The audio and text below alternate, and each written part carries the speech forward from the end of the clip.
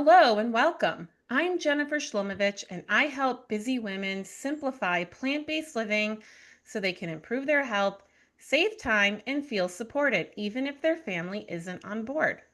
Here on the Confident Vegan channel, you'll find insightful interviews with inspiring vegans, practical tips for plant-based living, and empowering conversations about what it really means to live in alignment with your values.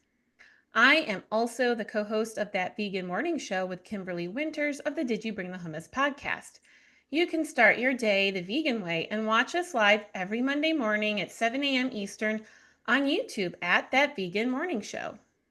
Today, my special guest is Cheryl Moss, host of the Better Life for Animals podcast and a passionate advocate for animal welfare. She's on a mission to raise $100,000 for mercy for animals while spotlighting sanctuaries and changemakers who are working to end factory farming. Cheryl is also an accomplished children's author with books that teach compassion and sustainability to young readers. Welcome, Cheryl. Thank you, Jennifer. It's lovely to be here with you.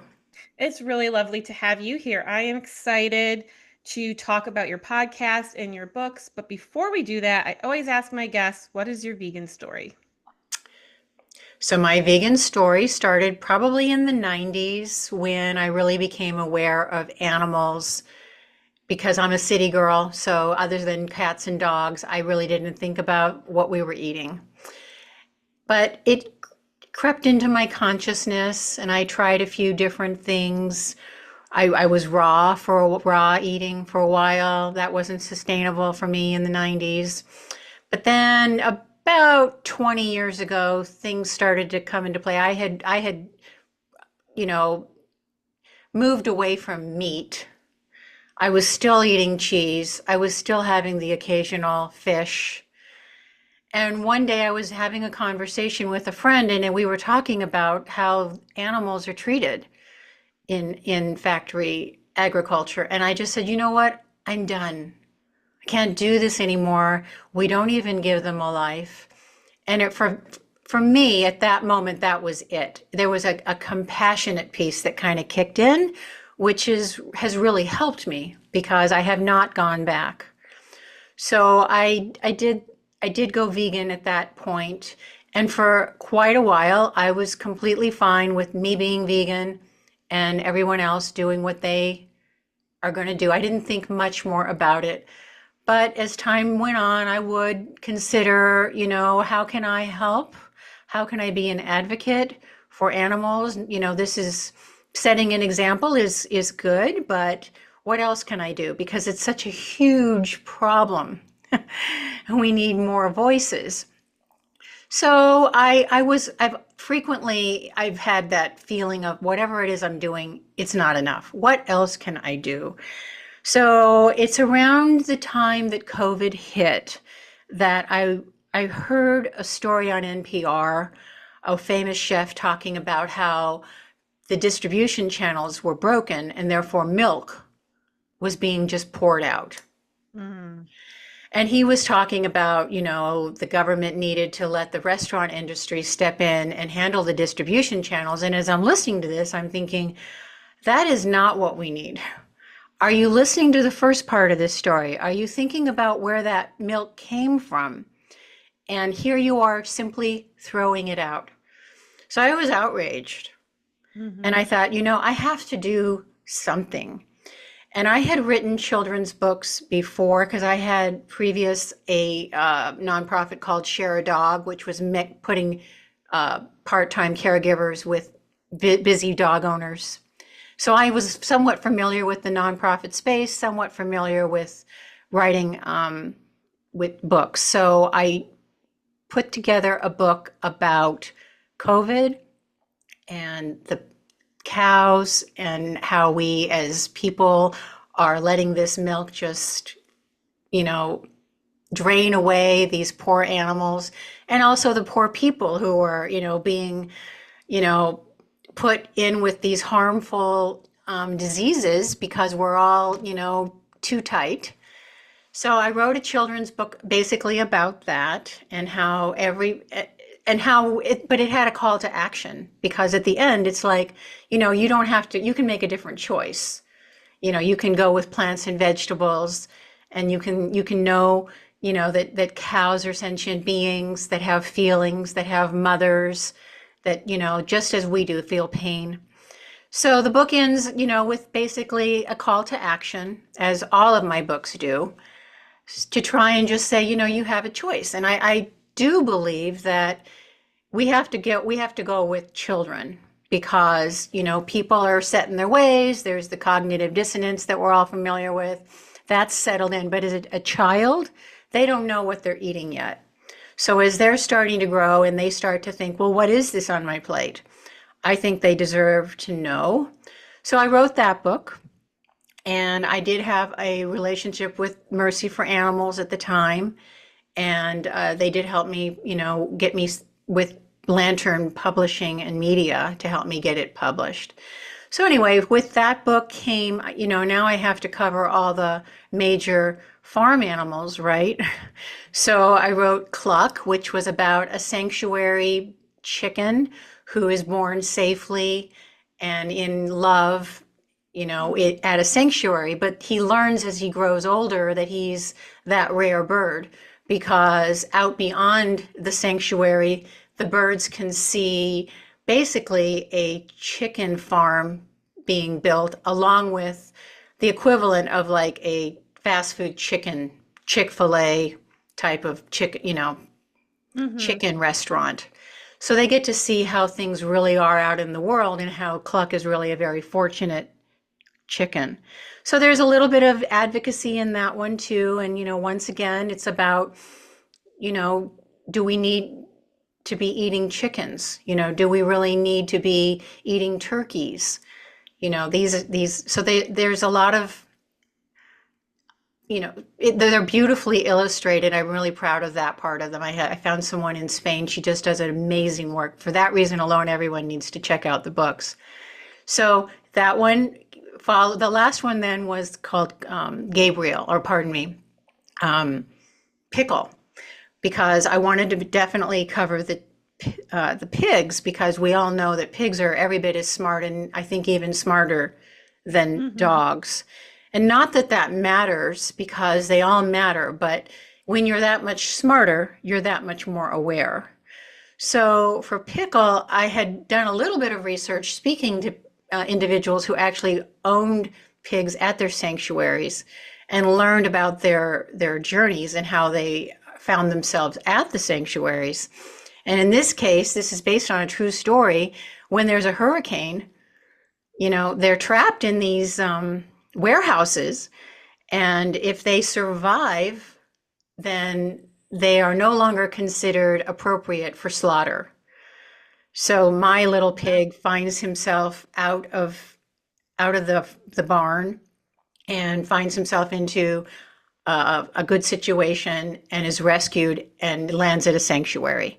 So that book has a very hopeful ending because it talks about how, the animals are rehabilitated at the sanctuary, and that also people get an opportunity to then go see these animals in their natural state, because, as city people, we don't get to see that. So we don't have a connection with these animals, which I felt to be so important. So those are my 3 books, and I've been out promoting those for a number of years. But then once again, it's the problem is so huge. I'm just like, what else can I do? So I started a website, A Better Life for Animals, and a podcast. At first, it was to support the books, but mostly to support the message. And we've been doing podcasts all year, and we have been focusing mostly on sanctuaries, because Mm-hmm. sanctuaries are where these animals, the very few fortunate, can, have a place to go. And, I really feel we need to support them, not only because they deserve it, but because it's the one place where humans get an opportunity to see animals, farm animals living on their terms. And I think that's so important for us to connect with that compassionate piece. Otherwise, we just see them as things. So that's what I've been up to this year. This year has been very busy with podcasts. I've learned a lot. I've met some incredible people. It's such an honor to be in this space because we're all in it for the higher cause, you know. Yeah. And so you get a lot of people who I consider quite famous saying, "Sure, I'll be on her podcast because I'm doing this for the animals." So I very much appreciate that. And so now we're working on putting together a summit, a virtual summit for animal sanctuaries to try and show them what the best practices are, to try and give them tools, because while some of them are very well run and, are doing quite well, most of them are struggling and, they have far more need than they have resources. And I just want to be able to give them some support. I love everything that you just shared. First of all, I want to circle back to your stories. I love how thoughtful they sound and just finding a way to bring attention to these serious issues. Like you mentioned, the cognitive dissonance that, you know, something I'm very familiar with as going through my journey as a vegan, right? And then all of a sudden it hits you, right? Oh my God, what am I doing? Right. Hmm. And I love that you found a way to create these thoughtful stories to educate kids. And in a way, it also educates parents, right? Because if their kid mentions this book or the parent reads the book to their child, right? It's also reaching the parents through the kids, but it's really wonderful to plant those seeds with children because they should be aware of these things, right? Everybody should be aware of these things. Right. And, adults want to put the blinders up. Not all, but my experience is, there are people who are curious and open and want to learn more. And then there are those who's like, I don't want to know anything about this. I'm just going to eat my meat and that's it. You're a weird vegan and and that's that. Um, and getting back to where you were saying about milk, right? Like a lot of times I hear, well, what's the big deal with milk? You're not killing the cow to right to get milk, but you have to forcibly impregnate a cow Hmm. for her to be pregnant in order to have milk, and then you take her baby away, and that's a heartbreaking thing. They have feelings, they have Right. emotions, and then there's terrible things that happen to the baby cows, right? That's where veal comes from, and people don't think about these things, and it's just horrible. Like, I've been vegan now for like 8.5 years almost. And, going into the grocery store, it's not just meat. It's not just something to make for dinner. Like you see a graveyard when you're a vegan. Hmm. That's So so true. I do agree with you that although these books are written as picture books, it's only going to reach a child when an adult agrees to that.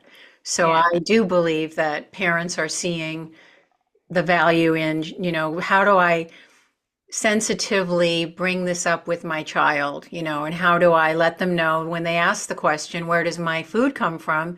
This is where my food comes from. And maybe more often than not, somebody who's willing to let them read my book, it's going to be because they're open to making a change, But the books are out there, the seeds are planted, and hmm, we just have to set an example. I'm trying to make as many opportunities for, like what you just shared. People don't want to know about it, but they do know. yeah, They do know, and that information is out there, and these sad videos are out there. If you want to know what's going on, you can educate yourself. A lot of people don't want to, but I, for a number of reasons, and that one being the big one to me, the compassionate piece, but for a number of reasons, this whole food system is not sustainable. yeah, It's not gonna last. It may not, I don't know when that's gonna happen. I hate to think it's gonna be after I'm no longer with us. Hopefully when, you're still around because, we're burning up the planet. We're, eating all we will not have enough food to feed people. And we know what the answer is. The answers are out there. The yeah. solutions, So I like to think of myself as an example of this is what the solution can look like, and I'm living very nicely. Thank you very much. And you can join me. Yeah. Absolutely. And that's what fuels the work that I'm doing, right? Hmm. Showing others what's possible as a vegan, supporting vegans who feel alone as the only vegans in their family, and then also helping women. What got me into veganism, it started with health. And then I then learned the other stuff and the cognitive dissonance piece. It was like pulling off the blinders. It's like the Matrix, right? All of a Right. sudden you realize all these things and you're like, oh my God.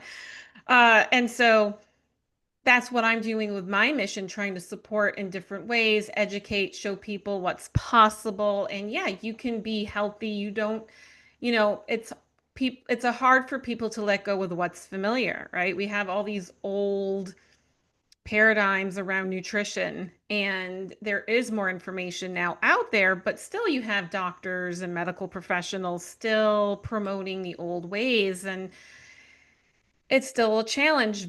But the good news is the more of us out there finding our niche and our platform to help the cause in the different ways that we're doing it, and that's how we're going to make that change. And um, I want to circle back to your podcast. Can you share a little bit more about the Better Life for Animals podcast? Sure. So Better Life for Animals includes everyone. That includes people. But it's really trying to educate people about what's going on with animals Hmm. and where there are shining examples of where we're treating them humanely, we're treating them like, as they were meant to be, and trying to get a lot of support to those sanctuaries. One of the things that I just love, there's a program called LEAD, which is basically the counterpart to the 4-H program, where people in, I guess, farm areas, they adopt a baby cow or goat or pig, and that's wonderful. And then the family gets to learn about that, and they also learn how to, leadership skills and speaking. And I guess there's a lot of wonderful things about the program, but it ends with the animal being sold to slaughter. And Oh you my see, God. yeah, so therefore lead shows up as an alternative to that. It's like it has all the components that people love about the 4-H programs, about teaching you about animals, about teaching you about, setting an example and leadership. But these animals are housed at sanctuaries. So that's been such a wonderful program, and a number of the sanctuaries that we have highlighted are using this model because a Mhm. big part of sanctuary protocol is education. Education not only for the adults but also for the children. And anytime they have an outreach where they feel like they can come in and have a chance to commute with the animals, at the same time respecting that these animals, have their own rhythms, and they're not a zoo, you know. Yeah. But I'm a huge fan of lead. So that's one I, of the things we've talked about a lot, and I know we're going to be talking about it at our summit because it's a best practice. It's what mhm. we need. We need more education, in about all the animals and how they don't deserve to be, how we just truncate their life. Their life in animal agriculture is just tragic. It's tortured. It's sad. And the best part is, though, is that it's unnecessary. Even, if this may seem like we feel like a small movement, the good news is we could all change on a dime. We really could. You did it, I did it, okay? If I did it, you can do it, right? You know that one day you can just say, you know what? I'm not going to do this anymore. And I think finding however you get there is is good. If you get there through health, if you get there because you don't want to eat this particular item, you're going to cut out, Mhm. some things. That's a start. Yeah. Because I think it's when you get to the other side of it that it feels maybe safe, that you can handle. understanding the bigger picture. When you're invested in it, when you're a part of it, it's upsetting to see what you're contributing to because you like to think of yourself as a good person, and yet these cruelties are occurring. So I personally think that it helps when you can get a little bit of distance from it so that you're then able to take in the bigger picture.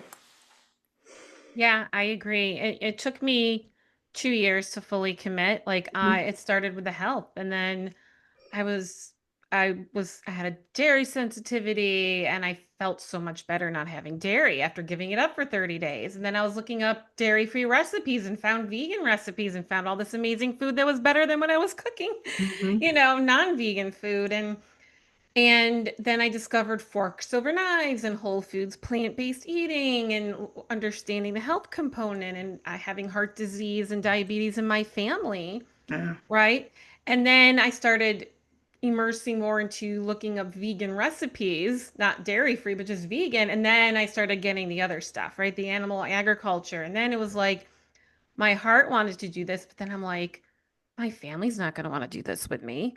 Right. And then it was just like my soul was screaming at me finally, like, you have to do this for yourself. And I Mhm. tell this to people all the time. If people really care about you and respect you, then they're going to respect and support the decisions that you make for yourself. And I had to find a way to make it work in my family with me being the only vegan in my family. But I made it work. And that's a big part of the mission with the Confident Vegan is showing people that you can do you Mhm. and you don't have to wait for other people to be on board, right? Whether they are or not, you can still be the example and do what feels right to you. 100%. I am the only vegan in my family. I have a very small circle of vegan friends, very small. Hmm. Most of my friends are not vegan. And what I have done over the years, they know I am, and they do respect that. And I've had them over many a time and made them, plant-based meals, and they've completely enjoyed them. But, they still go back to what they're going to eat. But when they're with me, I think they maybe look at their choices and they may choose to have what I'm having that day. Yeah. We go to a restaurant and I say, I just need one thing I can eat and I'll be fine. And that's what I do. But it's interesting to me how often they choose what I'm having. And I appreciate that, not only because it's saving some animal right there, but it's also opening their eyes. It's like every time, you set a good example like that, and they're seeing, oh, I can do this. I just did it, Hmm. you know. Yeah. Or like, when you say, well, what do you eat? It's like, well, I eat everything else. Everything else. And they don't think about all the other things there are out there. It's quite abundant. Look at the background I'm looking as that you have right there. It's Oh, it's it's got all kinds of things to choose from. yeah.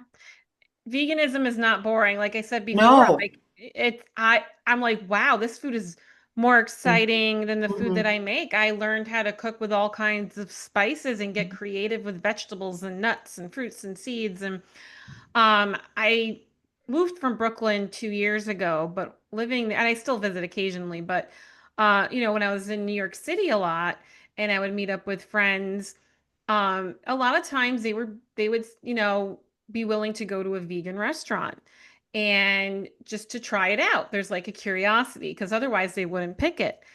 And they're always, every time I meet friends at a vegan restaurant, they're always amazed at how good the food is Mhm. and the desserts. Like whenever anyone I've been with has had a vegan cheesecake, and usually that gets ordered because who doesn't want to have, cheesecake for dessert? Um, they love it better than real cheesecake. Why? Real dairy cheesecake, I shouldn't say real cheesecake, but cheesecake made from dairy Mhm. is heavy, Mhm. right? It just makes you I remember years ago having it and it tasted good, but then it would just sit in my stomach like a brick and I just didn't feel so great after.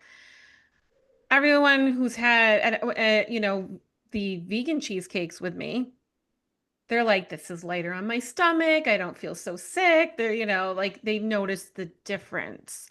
And it's great that, having those moments because they're opportunities to again show people what is possible. And the more of us vegans out there who socialize with our non-vegan friends and family, we're showing them what's possible. And it's, I one of my sister-in-laws, my brother's wife, a couple years ago went to their home for dinner, and usually I bring something with me whenever I go, just to share something. But she was like, "Oh no, I made all kinds of food." Like, she was like, "I actually had fun doing it." She looked up all kinds of recipes and she made all these different things, and I had this huge variety that was not boring at all. And she told me she actually had fun trying these recipes out.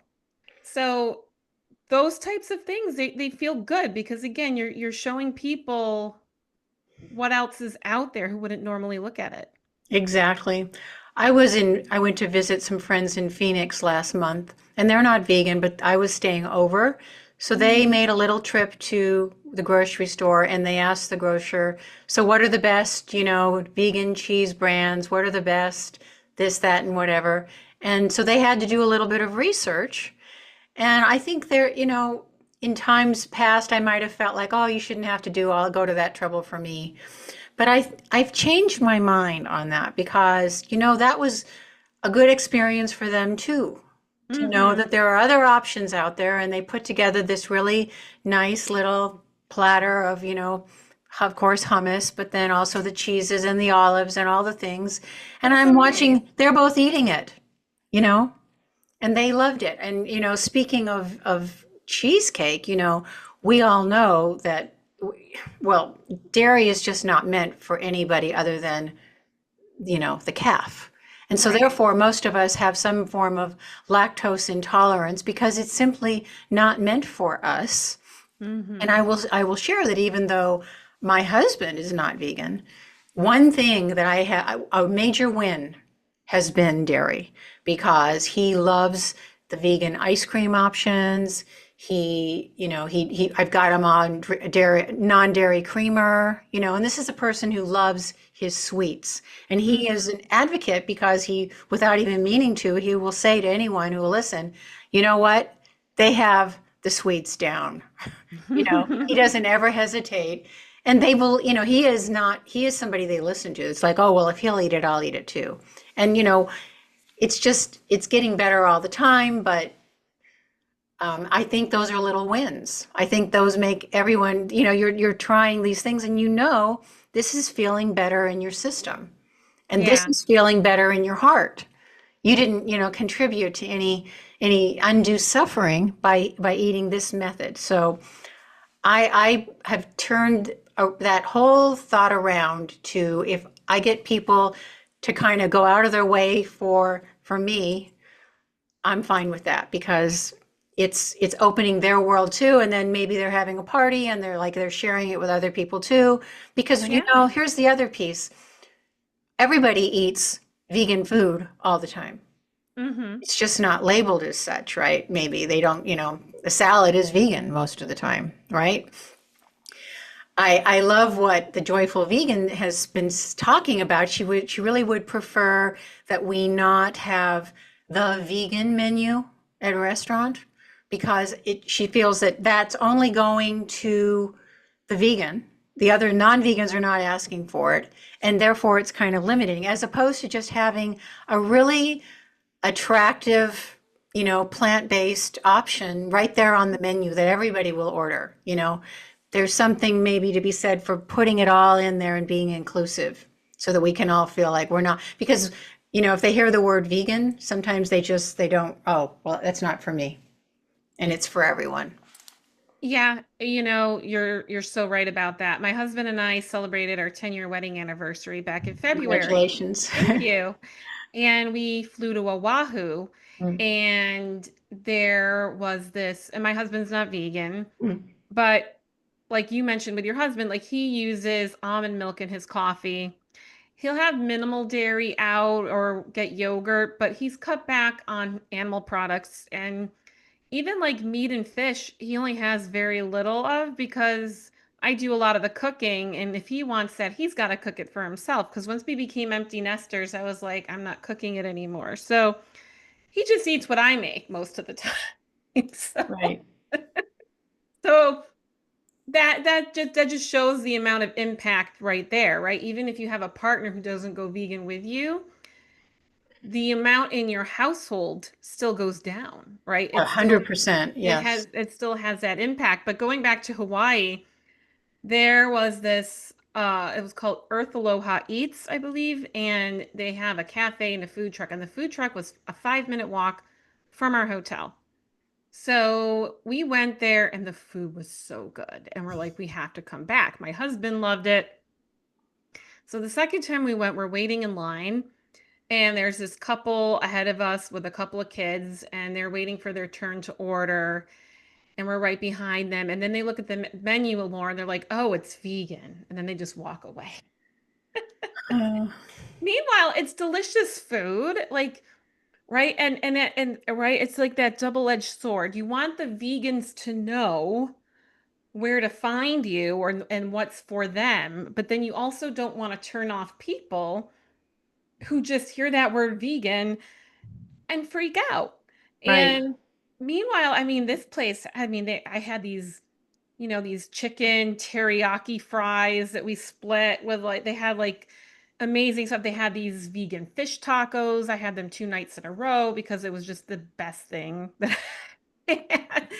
And my husband, he ordered this like vegan chicken wrap thing and he loved it so much that he ordered the same thing also like 2 nights in a row. So it just goes to show, that it's just delicious food, right? And so it's like, how can we just let people know, hey, it's good food, but also let the vegans know that, hey, this is, for you. Because I know when I go to like a fair, like a street, like a street fair or some other type of farmer's market, or we were at a craft fair yesterday in New Paltz, New York. I'm always scanning for the vegan signs Sure for you are. stuff, right? Yeah, Because you want that, you're looking for that messaging to jump out at you through all the noise because you're looking for that food.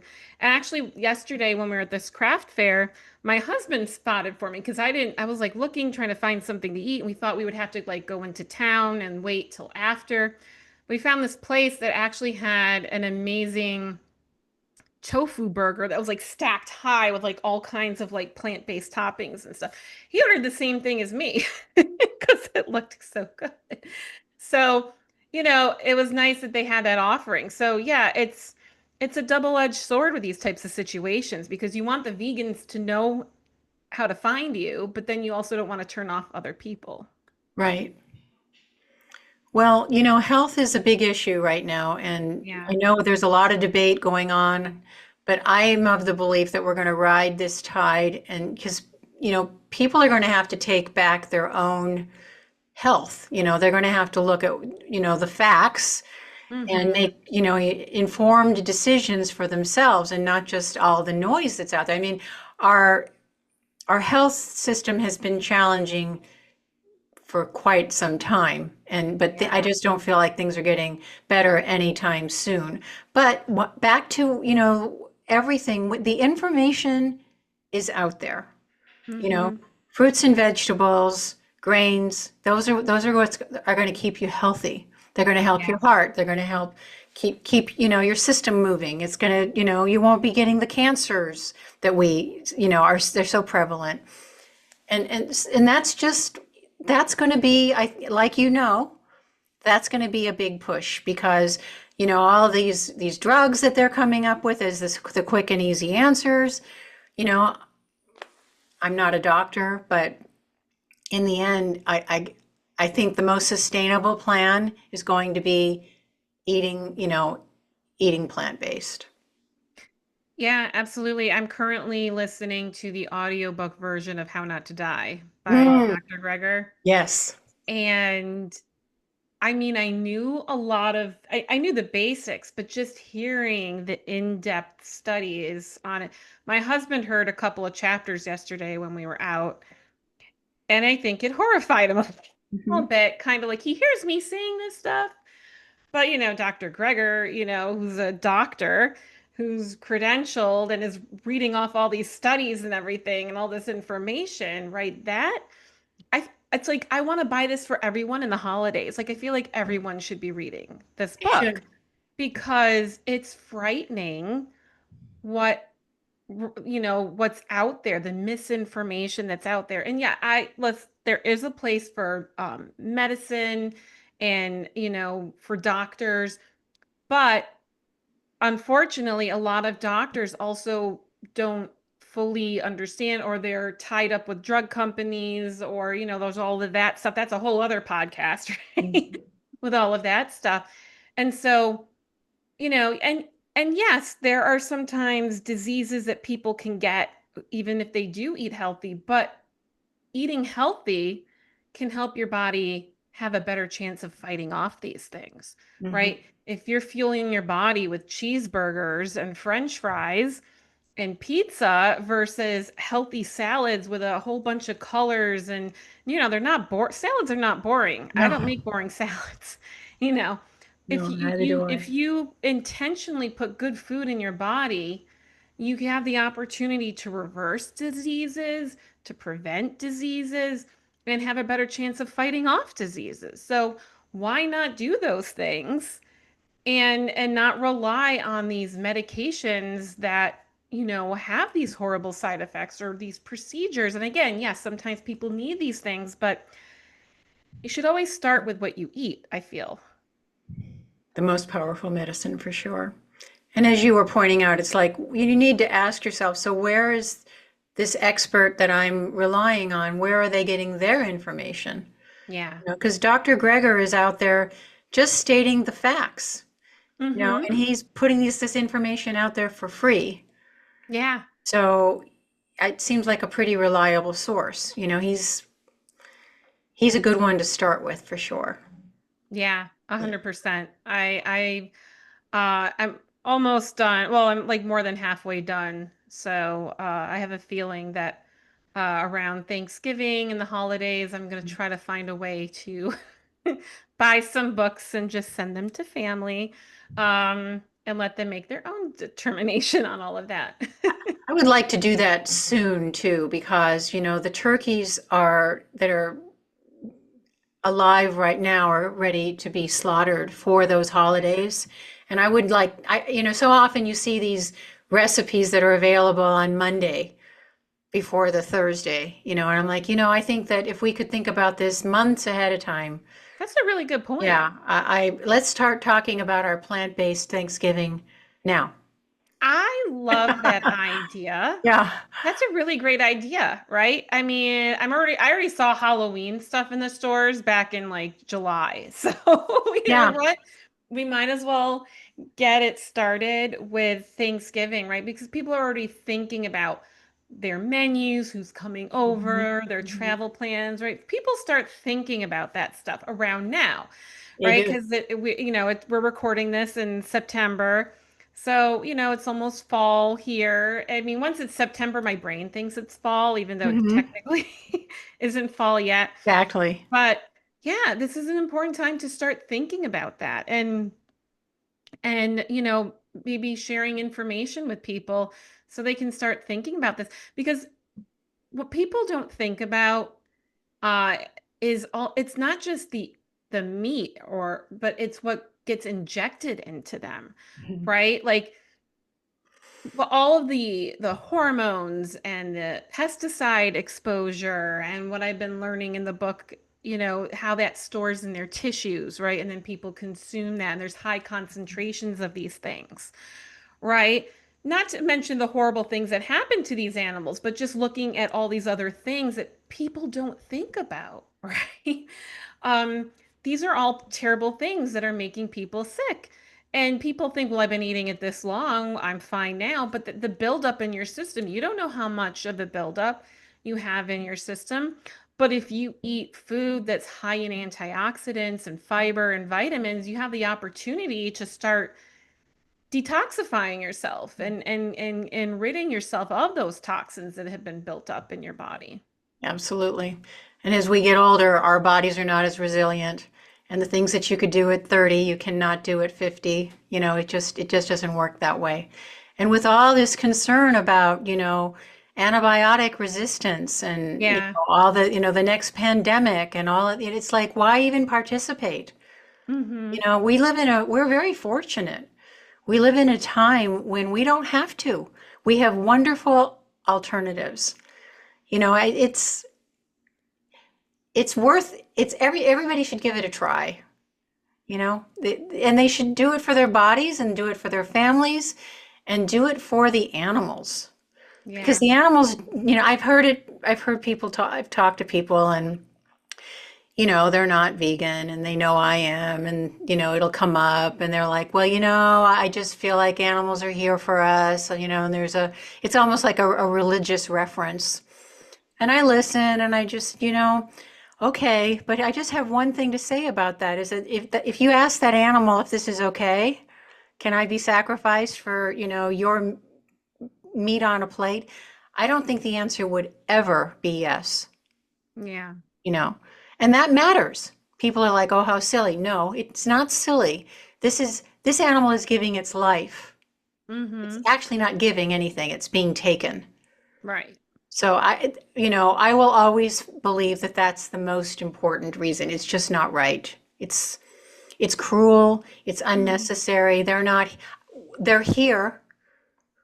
Just the very fact that they're here gives them an allowance to be so. They don't have to justify their existence based on human standards, you know. Yeah. So I think in the end I'm always going to go back to the compassionate piece as my guiding light. Same. Yeah, like I said, the health piece got me in the door. Mhm. And that's great. Yeah, and Yeah, then when I learned all the other horrible things, I was like, "Oh, like how can I make this work? How can I make this fit in my life right now?" And then it changed. Like first it was like when our kids were younger, all right, I'll still make non-vegan stuff for my family, but I'm going to be vegan and do what I need to do to honor that. And then as things evolved and our kids got older and left the house and went to college, then I was like, all right, I had that conversation with my husband. Like, I just can't make this anymore. right, And, he was supportive of it.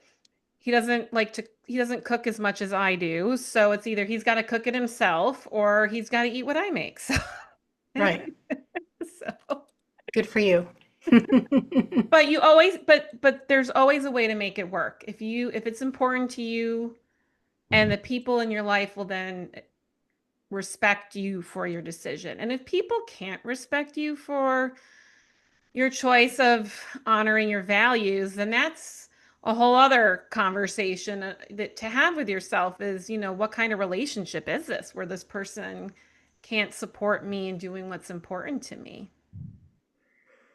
I don't have any friends like that. That's Well, good. if maybe they got weeded out at some point, but I think I really do believe that most of us know inside that there is a higher, reason why Hmm. we're, doing this. And it makes sense. They may not be ready to support it yet, but Hmm. they understand it and they go along with it, because, there's no denying that it's cruel. If, you don't have to be an expert to say, but it's cruel.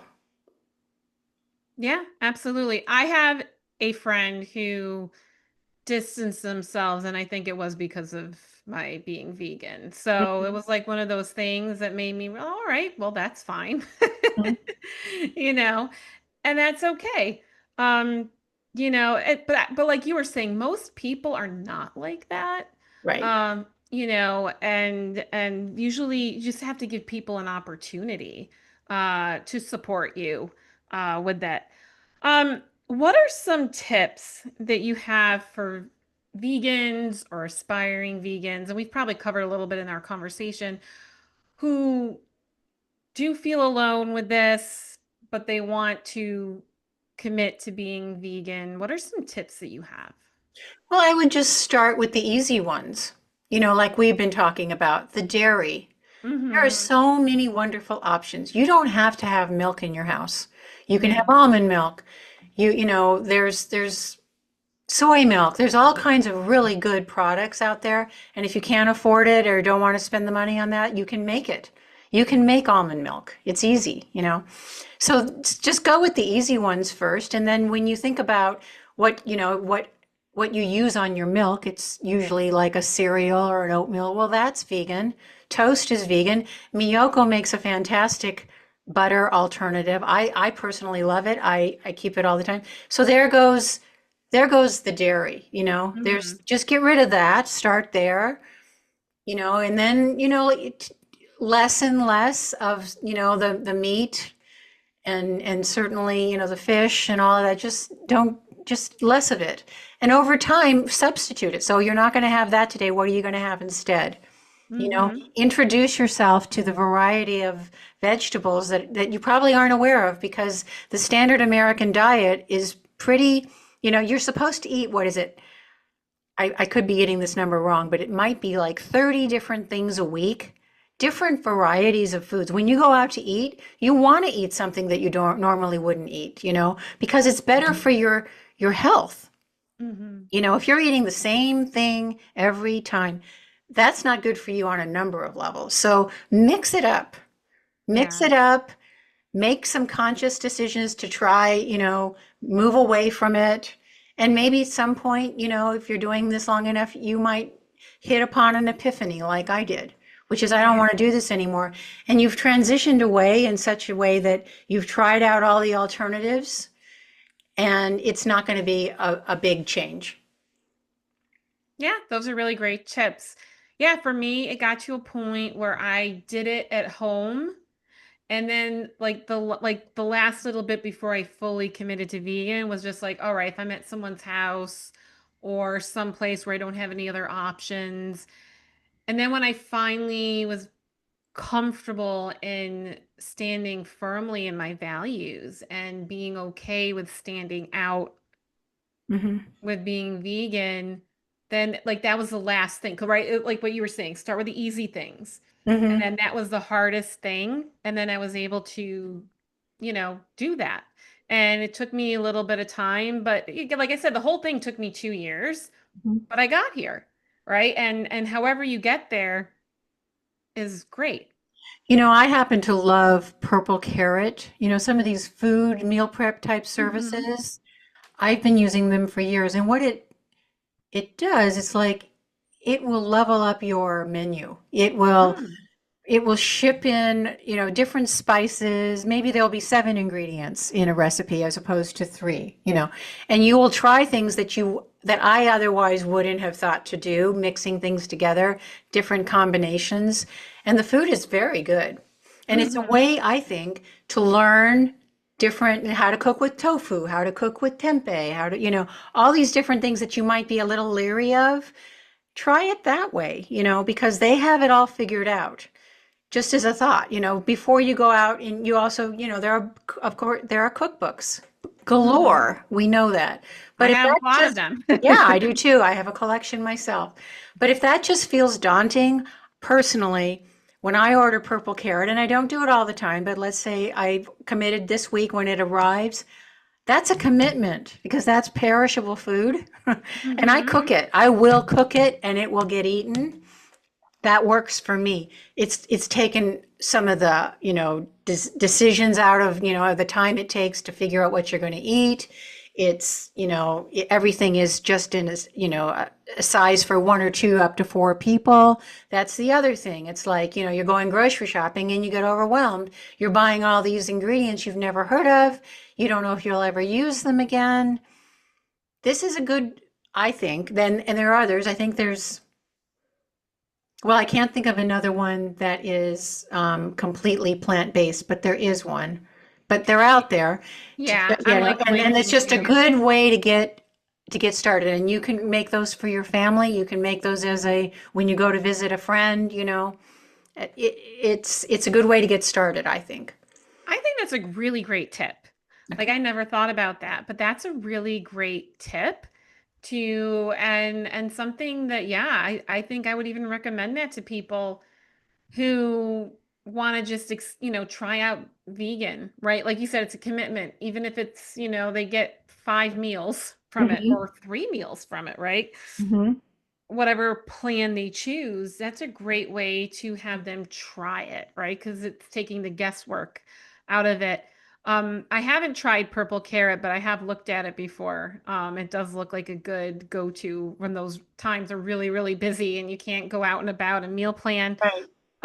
Another thing I have used is Forks Over Knives Okay. has like their recipe, like they'll send you like the recipes for the week with the shopping list and everything is like measured out for you. And if you don't like the meal suggestions, you can always go and select a different one. And that one teaches you how to grocery shop and meal prep. And, even though the food's not prepared for you, it teaches you those skills. It takes a lot of the guesswork out. And I've made recipes that even after being vegan for a long time, just learning other ways of making food that's exciting and delicious. So Hmm. that's another great resource to lean on as well. Absolutely. Yeah, well, Cheryl, it's been so great chatting with you. Before we wrap up, are there any resources that you would like to share? Well, I'm a huge fan of Mercy for Animals. They support the factory farm initiative. We're trying to make this a more compassionate world. So I will always give a shout out to Mercy for Animals. And then of course, Better Life for Animals. I have a podcast. I have my books are there. I have a blog. It's all the information about how to live a more compassionate life and consider all the animals, not just humans. I I've had some great guests, and so if you were going to check any of my podcasts out, you would get to see some of the very best in this space. And I guess I'll finish with a shout out to Danielle Hanish of LEAD, LEAD, the one I was mentioning. That Okay. everyone should check that out. I think it's just the best. Great. And what I'll do is I'll include all the links below in the video notes below. So this way you can check out everything Better Life for Animals and Mercy for Animals and Lead. And yeah, well, Cheryl, it was really wonderful having this conversation with you. Thanks for stopping by. And I want to thank you all for tuning in, and I'll see you real soon. Bye for now.